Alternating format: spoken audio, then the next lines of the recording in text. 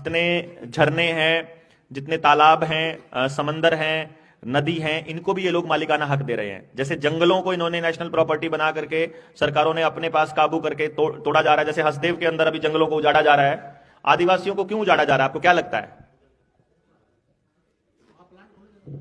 आपको लग रहा है प्लांट खुलेगा, आपको लग रहा है कोयला मिलेगा, आपको लग रहा है कि प्राइवेटाइजेशन का दौर है, आपको लगता है कंपनियां करेंगे। लेकिन असली खेल यह है कि जो व्यक्ति अपनी मूल जगह पर रहता है उसके ऊपर कोई कानून लागू नहीं होता है। असली खेल यह है। यानी अगर आप अपने गांव में रहते हो, अगर आप अपने गांव में रहते हो, अपनी परंपराओं को फॉलो करते हो, अपनी पारंपरिक वेशभूषा धोती और कुर्ता और पगड़ी पहनते हो जो आपकी पारंपरिक है, तो सरकारों का कोई कानून आपके ऊपर लागू नहीं होता है। हमारा देश कबीलों का ही देश था। हर कबीले का अपना नियम था। गांव को ही कबीला बोलते, गांव कबीला बोलते थे। हमारा परमात्मा प्रकृति रहती है। हमने ज्यादा से ज्यादा अगर किसी को बहुत तवज्जो दी है साक्षात मान करके, तो वो हमारे पुरखे थे। अपने ही परिवार में हमारा कोई पूर्वज जिसने अपना जीवन समाज को दिया, या जो आगे जिसका वंश बेल नहीं बढ़ी, उसको हमने अपना इष्ट रूप में अपने खेत में स्थापित किया हम लोगों ने। और गांव ने अपना देवता माना दादा खेड़े को।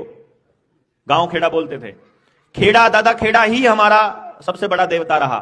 और जब तक दादा खेड़ा रहा तब तक गांव अपनी परंपरा को मानता रहा। मंदिर मस्जिद वाली जो कल्चर है, ये तो अभी राम जब नहीं था तब भी तो कुछ था, जब कृष्ण नहीं था तब भी कुछ था।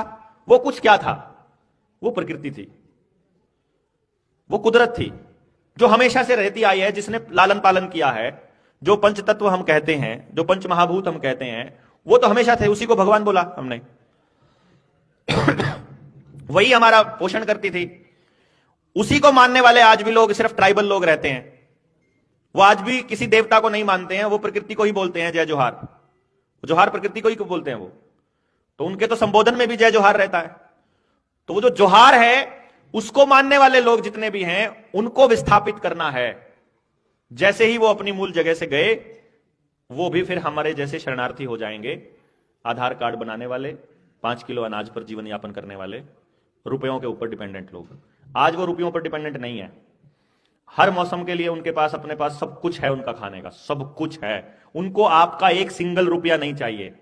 लेकिन एनजीओज भेज करके, नए प्राइवेट लोगों को भेज करके वो वहां कह रहे हैं तुम अपने बच्चों को पढ़ाओ, तुम अपने बच्चों को पढ़ाओ। क्योंकि आपका बच्चा पढ़ेगा तो कलेक्टर बनेगा, कलेक्टर बनेगा तो आपकी भाषा में समझाएगा, सरकार का आदेश है मानना पड़ेगा, जगह तो खाली करनी पड़ेगी। आपके कलेक्टरों ने यही तो किया है ना। और आदिवासी महिला को राष्ट्रपति क्यों बनाया गया था? जिस दिन बनाया गया था, मेरी फेसबुक की वॉल देख लो, जिस दिन द्रौपदी मुर्मू को राष्ट्रपति बनाया गया था, मेरा पहला स्टेटमेंट यह था, अब आदिवासियों का सत्यानाश होगा। क्योंकि इसको बनाया ही इसलिए गया है, जो जिस जाति का व्यक्ति प्रधानमंत्री, राष्ट्रपति, उपराष्ट्रपति, मुख्यमंत्री, डिप्टी सीएम है, उस जात का तो नाश प्राथमिकता में है।